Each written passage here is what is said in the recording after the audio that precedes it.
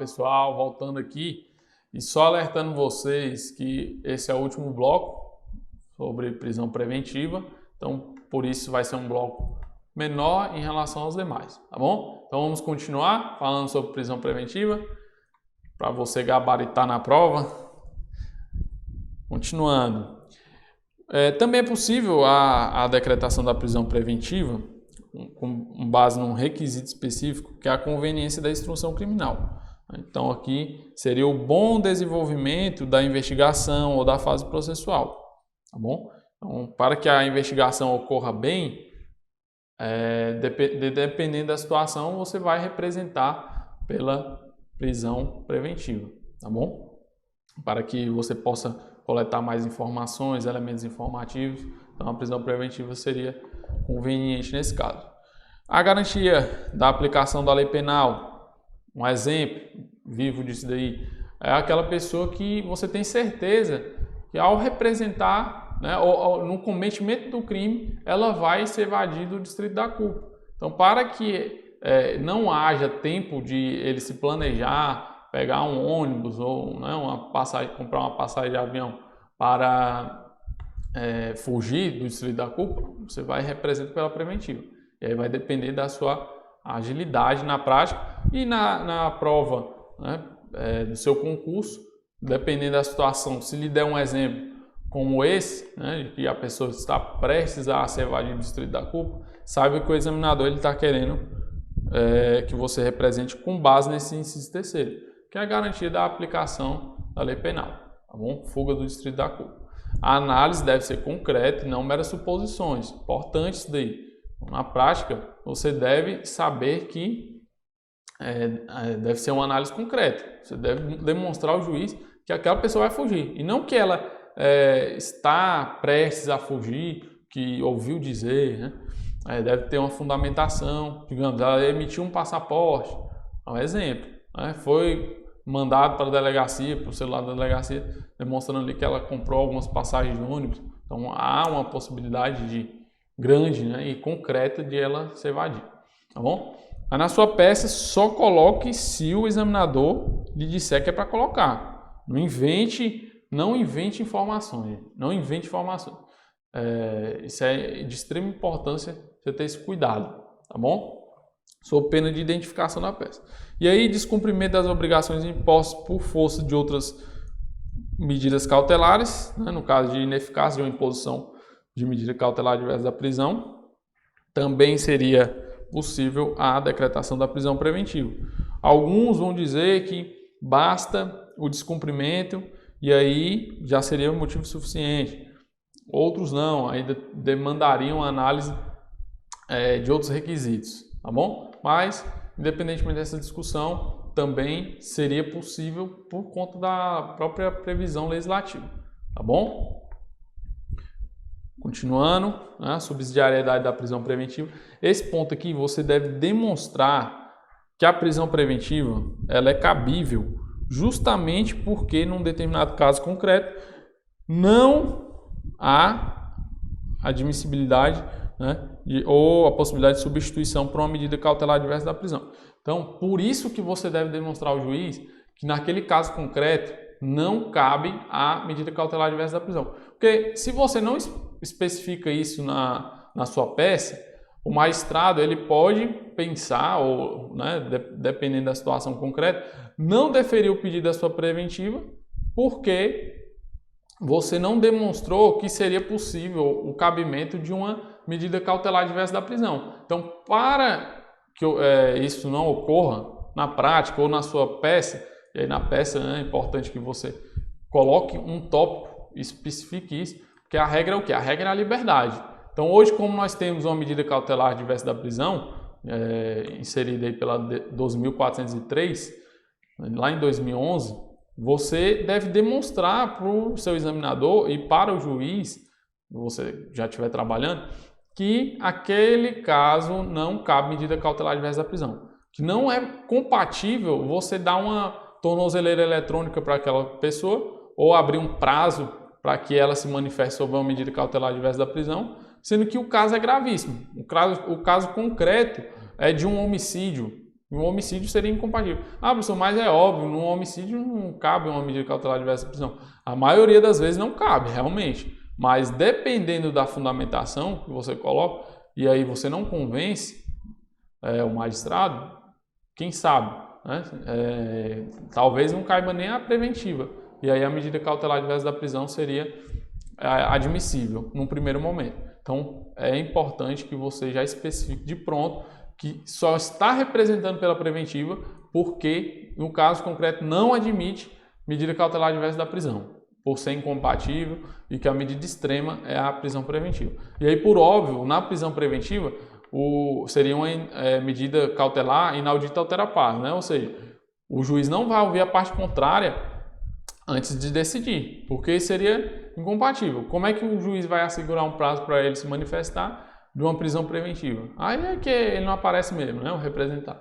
Agora, numa medida cautelar diversa da prisão, tem sim, em regra, o prazo de 5 dias para que a parte se manifeste, né? E aí se manifeste sobre uma medida cautelar que foi apresentada pelo delegado. Digamos que eu, como delegado, represente pelo uso do monitoramento eletrônico, tornozeleira eletrônica, e aí a defesa do representado, não, é melhor assinar em juízo, né, com frequência. Então, nesse caso da medida cautelar diversa da prisão, dá para assegurar o prazo, e é recomendável que se faça isso, mas na preventiva não. E, inclusive, você tem que especificar isso no tópico do pedido, da representação. Vamos lá.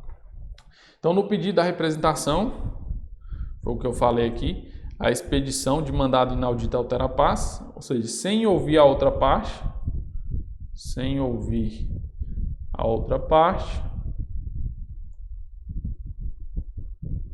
pela própria incompatibilidade da prisão, né? É óbvio que se for abrir um prazo para o representado se manifestar por meio de sua defesa, ele nem vai aparecer, né? Ele já sabe que vai ter uma possibilidade de prisão contra ele. Aí deve haver a manifestação do órgão ministerial, e aí seria o Ministério Público, quando falo ministerial. Por quê? Porque o Ministério Público é o titular da ação penal. Se ele é o titular da ação penal, ele vai saber se aquilo ali é crime ou não e se ele vai oferecer a denúncia ou não. Então é importante que ele entenda se ali há indícios suficientes, porque se há indícios suficientes, já há até compatibilidade para que ele ofereça a denúncia em seguida. Não vai ficar pedindo diligência com a pessoa presa preventivamente, aí o prazo para oferecer denúncia, o promotor vai lá e pede diligência. Então, nesse caso, ele vai se manifestar e vai saber, olha, aqui há indício suficiente de autoria. Não, aqui não há, e aí eu prefiro que investigue mais, né, para que seja utilizada essa medida extrema que é a prisão preventiva. Tá bom? Então, aí nós temos um modelo de fechamento da peça, que é ante o exposto, e aí é só exemplo, viu, gente? Não pense que eu tenho que seguir esse modelo exato aqui que o professor está colocando. Não, existem números. Você que vai usar a sua imaginação e o seu vocabulário jurídico para construir um fechamento. Né? Claro que você precisa de algumas palavras-chave que são essenciais em toda e qualquer peça, mas o vocabulário, a forma de escrever, fique à vontade quanto a isso. Então, ante o exposto, do exposto, diante disso, tanto faz, né? Tendo por base os motivos de fato e de direito acima delineados, né? Acima elencados, e aí vai. Representa-se, e aí o representante tem que estar, né? Você vai representar, você é delegado de polícia, você vai representar pela decretação da prisão preventiva, vai qualificar a pessoa. Na peça prática, só coloque se lhe der o nome. Então, deu o nome completo, coloque o nome completo. Deu só o primeiro nome, coloque só o primeiro nome. Deu só o apelido, coloque só o apelido, tá bom? Não inventem informações, isso é importante. Com a devida expedição de mandado de prisão em seu desfavor, sem a oitiva da parte contrária, que é que entra a medida inaudita altera pars, né? Que a gente citou aqui, ó. E com manifestação do Ministério Público. Você não pode esquecer de dizer que você está representando pela prisão preventiva de alguém, né? Então tem que estar presente essa questão de representar pela prisão preventiva, pedindo que colocar o nome da pessoa, né? Pedindo que seja expedido mandado de prisão sem oitiva, sem a oitiva da parte contrária e com manifestação do Ministério Público, tá bom? Então aqui são as siglas que eu usei, mas só para que vocês entendam. E aí o fechamento, nestes termos pede, espera deferimento, nestes termos pede deferimento, tanto faz, tá bom? Local, barra data, local, só se a peça também disser para você colocar o local, se não disser, não coloque, não invente, né? Dependendo, uma peça ou outra vai trazer sim o local, então é possível que seja o local onde você está fazendo sua prova, geralmente a capital da localidade onde você vai fazer a prova. Então, digamos que nós estamos no Ceará, vão te dar um caso hipotético que ocorreu lá, lá em Fortaleza, aí você vai colocar Fortaleza.ce, a data, dependendo da situação, vão pedir para você colocar a data, tá bom? E aí o fechamento é delegado de polícia, matrícula, ponto. Não invente de colocar delegado de polícia João Gabriel Cardoso, não invente, porque aí você está se identificando. Inclusive teve um caso que aconteceu com um professor nosso, né, o professor Bruno Marinho. Ele foi fazer a prova de Tocantins e na peça, né, ele não podia se identificar. E aí parece que ele estava voltando com alguns colegas, né, no ônibus, e falaram: ei, vocês não assinaram não, né, no final da peça. Aí o Bruno: como é que é? Pois eu coloquei Bruno Marinho, botou o nome dele completo, né? E aí, ou seja, ele zerou a peça por conta disso. Era até um segredo dele, mas ele permitiu que eu contasse isso daí. Aconteceu isso com o professor Bruno Marinho.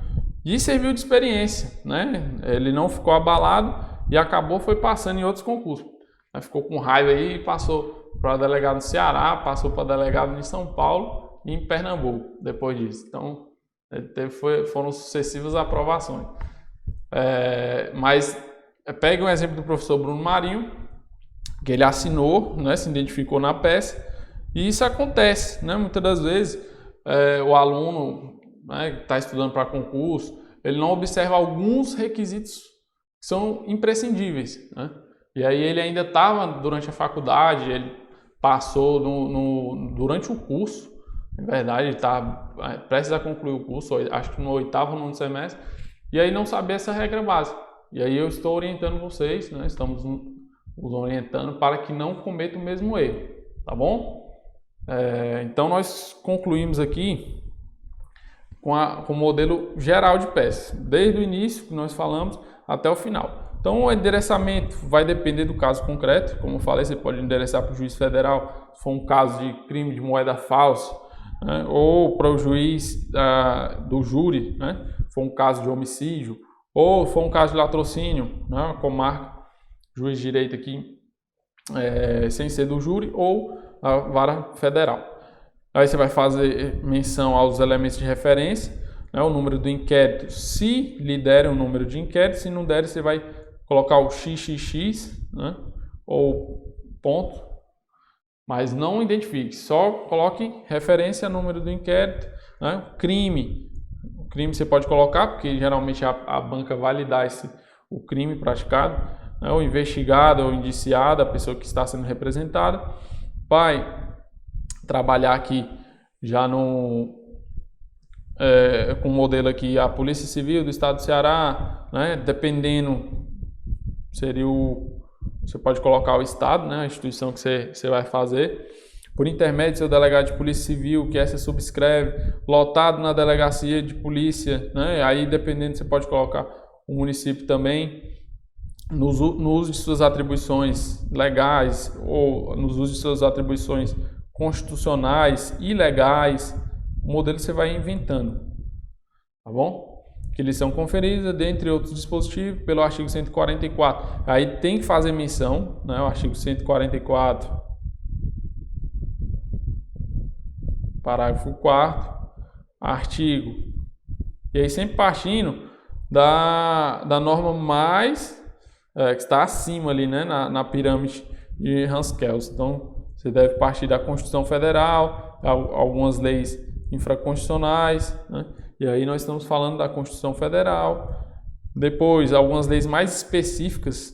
É importante citar o Código de Processo Penal e, em seguida, citar a Lei 12.830, que é a lei do cargo que você vai fazer, né?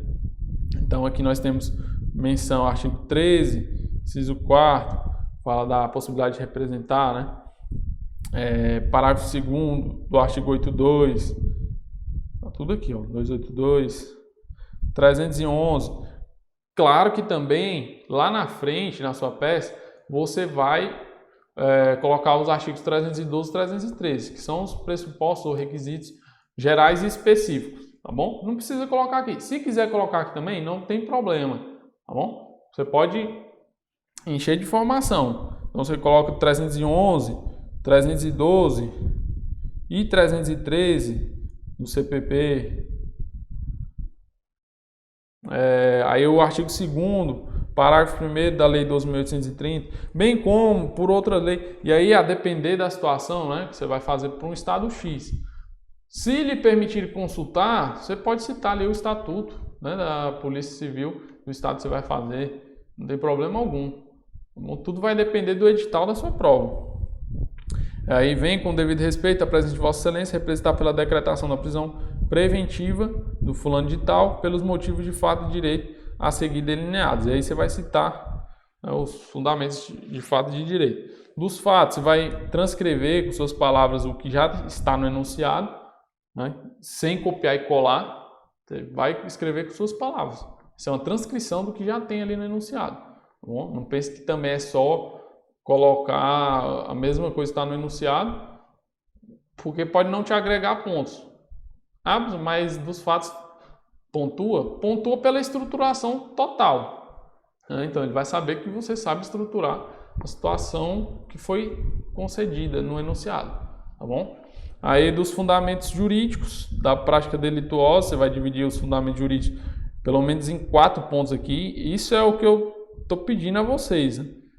Claro que cada um pode fazer o seu modelo de peça, e nesse modelo você pode dividir só em parágrafos, né? Não precisa separar em tópicos.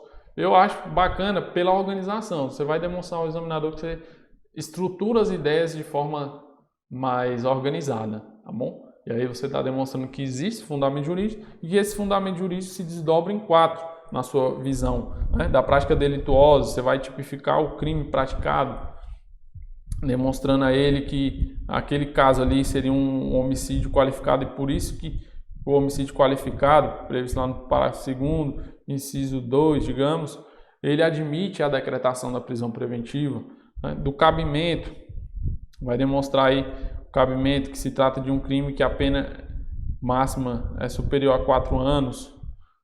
Aí vai demonstrar também a presença dos requisitos específicos, lá gerais específicos, em verdade, né? O fumus comitis delicti e o periculo libertatis.